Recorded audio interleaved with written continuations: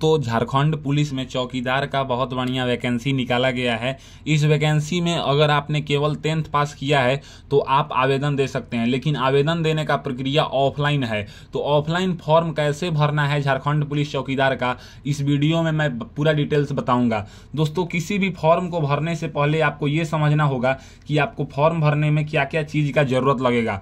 तो फॉर्म भरने के लिए सबसे पहले आपके पास एप्लीकेशन फॉर्म होना चाहिए।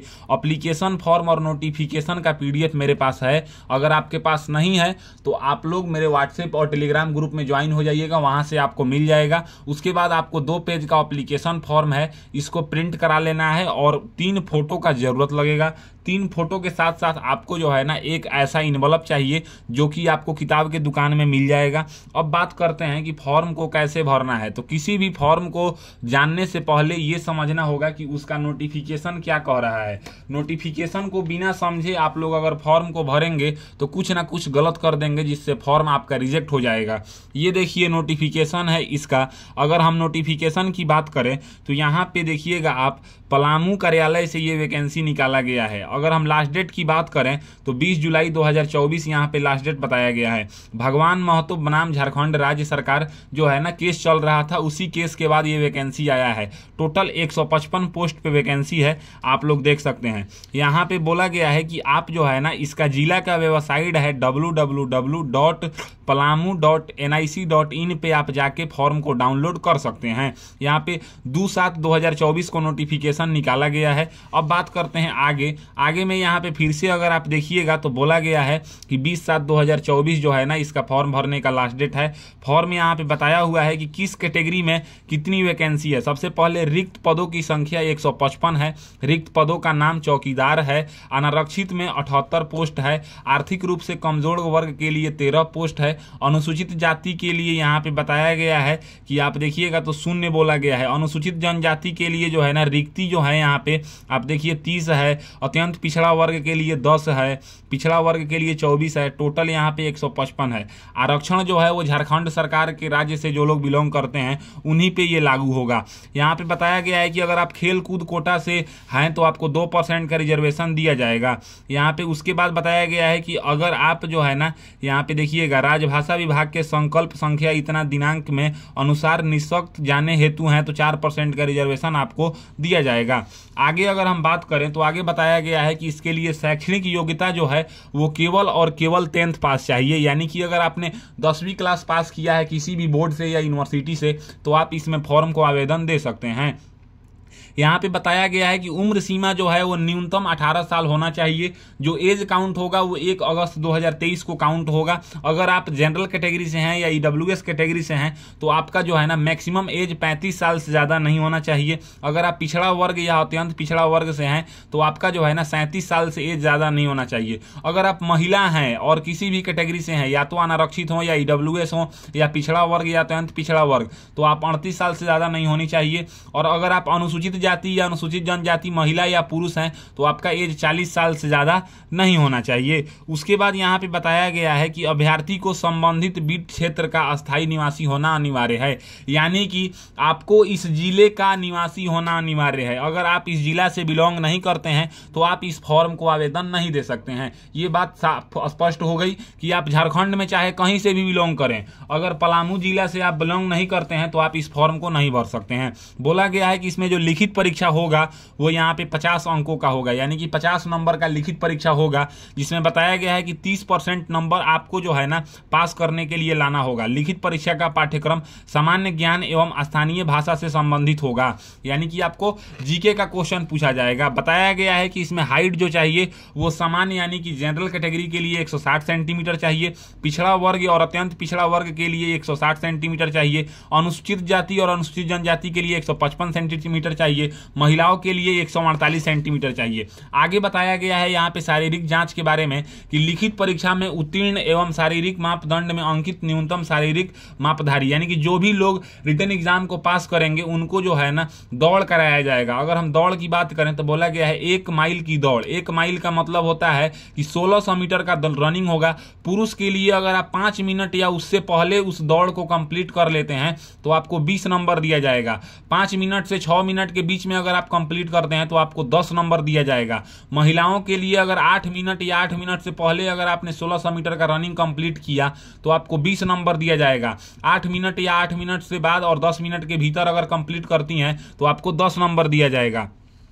यहाँ पे बताया गया है कि एक बात ध्यान रहे कि जो इसका मेरिट बनेगा वो रनिंग और रिटन एग्जाम दोनों को मिलाकर बनेगा।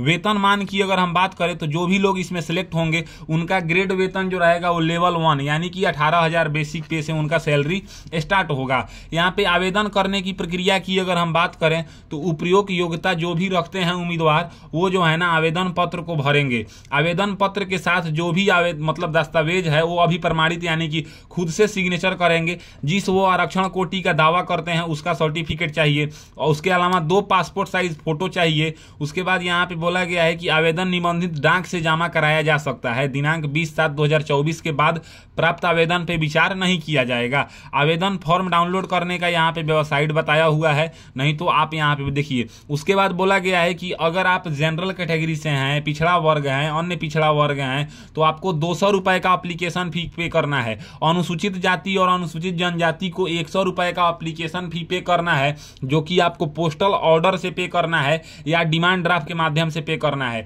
ये आपको जो है ना डिमांड ड्राफ्ट बैंक में बनता है और पोस्टल ऑर्डर आपको डाकघर में मिलेगा। आपके जिले के हेड डाकघर में आप जाएंगे, बोलेंगे कि मुझे 200 का पोस्टल ऑर्डर चाहिए तो वो दे देता है। उसके बाद यहाँ पे आवेदन भेजने का पता जो है यहाँ पे बताया गया है उपायुक्त पालुमा, यहाँ पे का कार्यालय जिला चौकीदार शाखा पलामू, यहाँ पे संग्रहालय भवन ब्लॉक ए पिन यहाँ पे बताया हुआ है भेजने का पता।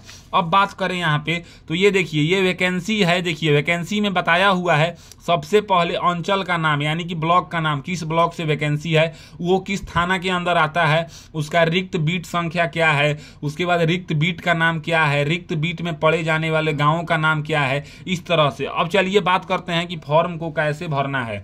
तो फॉर्म को भरने के लिए सबसे पहले आपको यहाँ पे गृह जिला का नाम, तो आपको एक बात ध्यान रहे कि आप पलामू जिला से बिलोंग करते हो तभी इस फॉर्म को भरिएगा या भर सकते हैं। तो यहाँ पे आपको पलामू लिख देना है। अंचल का नाम पूछा जा रहा है तो यहाँ पे जो है ना लगभग 10 पेज में सभी अंचल का वैकेंसी बताया हुआ है। जैसे मान लीजिए कि आप जिस अंचल से बिलोंग करते हैं उस अंचल का नाम यहाँ पे लिख देना है। सबसे पहले वैकेंसी को देख लेना है कि उस अंचल में वैकेंसी है या नहीं। यहाँ पे आप देख सकते हैं अंचल का नाम, तो यहाँ पे अंचल का नाम लिख देना है। उसके बाद आवेदित बीट क्षेत्र का नाम, तो अब देखिए यहाँ पे जैसे अंचल का नाम लिखने के बाद अब आवेदित बीट क्षेत्र का नाम यहाँ पे, तो यहाँ पे रिक्त बीट में पड़े वाले गांव का नाम यहाँ पे। तो अब देखिए यहाँ पे बताया हुआ है जैसे बीट का नाम यहाँ पे लिखा हुआ है। मैंने चैनपुर के लिए आवेदन किया है तो यहाँ पे बीट का नाम आप देख सकते हैं औसाने है, तो हमने यहाँ पे औसाने लिख दिया है। उसके बाद यहाँ पे बीट संख्या बोला जा रहा है, तो बीट संख्या आपको यहाँ से देखने को मिलेगा। चैनपुर का बीट संख्या 1/13 है, तो आपको इस तरह से यहाँ पे खोज के लिखना है, अपने बीट का नाम लिखना है। उसके बाद यहाँ पे ग्राम का नाम यानी कि आप जहां से आवेदन दे रहे हैं उस किस गांव का नाम क्या है। तो हमने चैनपुर में आवेदन दे रहे हैं तो चैनपुर में यहाँ पे आप देखिएगा औसाने है, छछनाही है, मढ़ई है, तो आप यहाँ पे गांव का नाम लिखेंगे। उसके बाद यहाँ पे थाना लिखेंगे तो थाना का नाम यहाँ पे आपको दिखेगा, इस थाना का नाम आपको यहाँ पे लिख देना है। फिर अब आपको नाम यहाँ पे आपको अपना नाम हिंदी में और इंग्लिश में लिखना है। एक पासपोर्ट साइज फोटो चिपकाना है, उसके ऊपर क्रॉस सिग्नेचर करना है यानी कि फोटो के ऊपर और थोड़ा नीचे सिग्नेचर करते हुए इस तरह से सिग्नेचर करना है। उसके बाद यहाँ पे आपको अपने पिताजी का नाम या अगर कोई फीमेल कैंडिडेट है शादीशुदा है तो अपने पति का नाम भी यहाँ पे लिख सकती हैं, हिंदी में या इंग्लिश में दोनों लिखना है। फिर यहाँ पे जन्म तिथि बताना है सबसे पहले अंक में, फिर यहाँ पे शब्दों में जन्म तिथि बताना है। उसके बाद आपको गूगल पे एज कैलकुलेटर काउंट लिख के और काउंट करना है कि आप जो है ना 1 अगस्त 2023 को आपका कितने वर्ष, कितने महीने और कितने दिन के हो रहे हैं। फिर यहाँ पे आवेदक का जनजातीय क्षेत्रीय भाषा, आप जहाँ से आवेदन दे रहे हैं उसका क्षेत्रीय भाषा तो कुछ ना कुछ होगा, उसको यहाँ पे लिखना है। फिर यहाँ पे वहीं लिखना है आपको जो ऊपर में लिखे हैं बीट संख्या, ग्राम का नाम, उसके बाद यहाँ पे अपने पंचायत का नाम। पंचायत का नाम अगर आपको नहीं पता है तो आप मुखिया जी से पूछेंगे तो वो लोग बता देंगे। पोस्ट ऑफिस का नाम यहाँ पे लिखना है, थाना लिखना है, अंचल लिखना है, जिला का नाम लिखना है, मोबाइल नंबर लिखना है, ईमेल आईडी अगर आपके पास है तो यहाँ पे कैपिटल में लिख देना है। फिर यहाँ पे पत्राचार का पता, अब आपको अपना पूरा पता लिखना है तो पूरा पता आप यहाँ पे लिख दीजिएगा पिन कोड के साथ। फिर यहाँ पे 7 नंबर में आवेदित पद का नाम, तो यहाँ पे चौकीदार है। अब शरीर पे 2 पहचान आपको बताना है, तो जैसे मैंने यहाँ पे लिखा है दाहिने पैर पे कटे का निशान और गर्दन के बीच में तिल है, तो इस तरह से आपको भी यहाँ पे लिख देना है। उसके बाद अगर हम बात करें तो अब आपको बताना है 9 नंबर में कि आपका हाइट कितना है। तो यहाँ पे सेंटीमीटर में आप अपना हाइट बताएंगे। उसके बाद इसमें जो है ना केवल और केवल 10वीं क्लास पास मांगा गया है। तो 1 नंबर में मैट्रिक बोला गया है, तो आप अपने बोर्ड या विश्वविद्यालय का नाम यहाँ पे लिखिएगा, किस साल आपने पास किया है और प्राप्तांक आपको कितना नंबर आया हुआ है, कितना % नंबर है। अगर आपने इंटरमीडिएट भी कर रखा है तो बोर्ड और यूनिवर्सिटी का नाम बताएंगे, जिस वर्ष आपने किया है उस वर्ष यहाँ पे लिखेंगे, प्राप्तांक यानी कि नंबर बताएंगे, प्रतिशत बताएंगे, स्नातक यानी कि ग्रेजुएशन को भी कर रखा है तो यहाँ पे बोर्ड यूनिवर्सिटी का नाम बताएंगे, पासिंग ईयर बताएंगे, प्राप्तांक बताएंगे, परसेंटेज बताएंगे। इस तरह से आपके पास जो भी क्वालिफिकेशन है उसके बारे में आपको बता देना है। फिर यहाँ पे 11 नंबर में अपना जेंडर बताना है कि आप पुरुष हैं कि महिला हैं, ये बता दीजिएगा। उसके बाद यहाँ पे आपको अपना कैटेगरी बताना है कि आप अनारक्षित से हैं कि पिछड़ा वर्ग हैं कि अत्यंत पिछड़ा वर्ग हैं कि अनुसूचित जाति हैं कि अनुसूचित जनजाति हैं, जो भी हैं यहाँ पे आपको लिखना होगा टिक करके। उसके बाद आरक्षण हेतु अन्य कोई दावा, दिव्यांग हो या आदमी जनजाति हो या खेल कूद से हो तो यहाँ पे बताइएगा, नहीं तो खाली छोड़ दीजिएगा। फिर यहाँ पे आवासीय प्रमाण पत्र संख्या यानी कि आपको डोमिसाइल सर्टिफिकेट, रेसिडेंशियल सर्टिफिकेट का नंबर यहाँ पे लिखना होगा, निवास प्रमाण पत्र का नंबर, और जिस दिन वो बना है वो निर्गत तिथि हो गया उसी डेट को यहाँ पे लिख देना है। फिर यहाँ पे अगर कोई रिजर्वेशन वाले कैटेगरी से आप बिलोंग करते हैं, जैसे कि जनरल छोड़ के पिछड़ा वर्ग, अत्यंत पिछड़ा वर्ग, अनुसूचित जाति, अनुसूचित जनजाति से, तो उसका यहाँ पे सर्टिफिकेट नंबर आपको लिखना है, जिस दिन बना है उस डेट को आप यहाँ पे लिखेंगे। उसके बाद जैसा कि आप लोगों को पता होगा कि जनरल ओबीसी वाले को 200 रुपए का एप्लीकेशन फी पे करना है, SC ST वाले को 100 रुपए का एप्लीकेशन फी पे करना है। तो सबसे पहले आप बताएंगे कि आप पोस्टल ऑर्डर से पे कर रहे हैं कि बैंक ड्राफ्ट से पे कर रहे हैं। अगर आप बैंक ड्राफ्ट से पे कर रहे हैं तो बैंक ड्राफ्ट को टिक कर देंगे और यहाँ पे बैंक ड्राफ्ट संख्या, यहाँ पे मतलब डिमांड ड्राफ्ट नंबर आपको लिख देना है, और फिर यहाँ पे जिस डेट को आप डिमांड ड्राफ्ट बनवाए हैं वो यहाँ पे लिख देना है। उसके बाद क्या अभ्यर्थी पूर्व में अवैतनिक रूप से कार्यरत विभुक्त तथा माननीय उच्च न्यायालय के न्यायाधीश से अवच्छादित है उम्र संबंधित, यानी कि अगर आपको न्यायालय ने उम्र में छूट दिया है तो आप यहाँ पे हाँ करेंगे, नहीं तो आप नहीं कर देंगे। अगर आपने न्यायालय में कार्य अनुभव है तो यहाँ पे उसके बारे में बताएंगे। उसके बाद यहाँ पे आपको एक डेट लिखना है जिस डेट को आप फॉर्म को भर रहे हैं, और यहाँ पे स्थान लिखेंगे और यहाँ पे सिग्नेचर कर देंगे। ये हमारा फॉर्म जो है वो फिलअप हो चुका है। अब फॉर्म भरने के बाद हम बात करें तो आपको जो है ना इस फॉर्म को बाई पोस्ट भेजना है। तो बाई पोस्ट भेजने के लिए आपको जरूरत लगता है लिफाफा, जिसको हम इंग्लिश में इनवलप कहते हैं।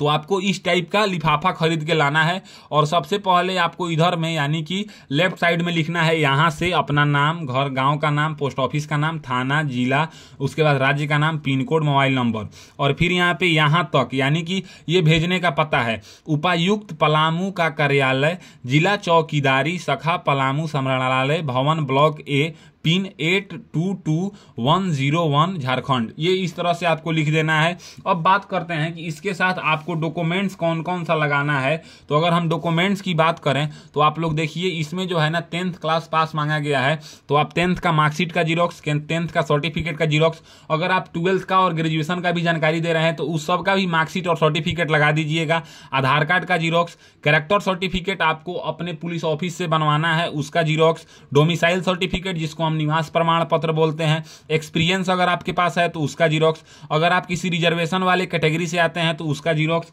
और 2 एक्स्ट्रा फोटो आपको जो है ना ले लेना है, और फोटो के ऊपर आपको सिग्नेचर कर देना है। आप देख सकते हैं इसके ऊपर मेरा सिग्नेचर किया हुआ है, दोनों के ऊपर।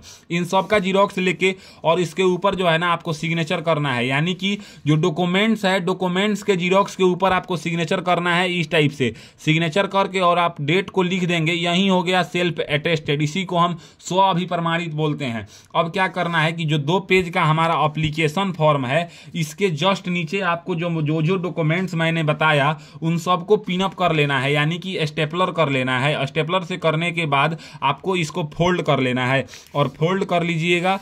फोल्ड करने के बाद इसके बीच में आपको जो है ना जो 2 फोटो मैं बताया था जो आपको रखना है इसी के अंदर रख देना है, और रखने के बाद जो बड़ा वाला इनवलप है जिसपे आपने भेजने का पता लिखा हुआ है इस टाइप से, इसी के अंदर आपको एप्लीकेशन फॉर्म, डॉक्यूमेंट्स और 2 फोटो को इसी के भीतर रख देना है।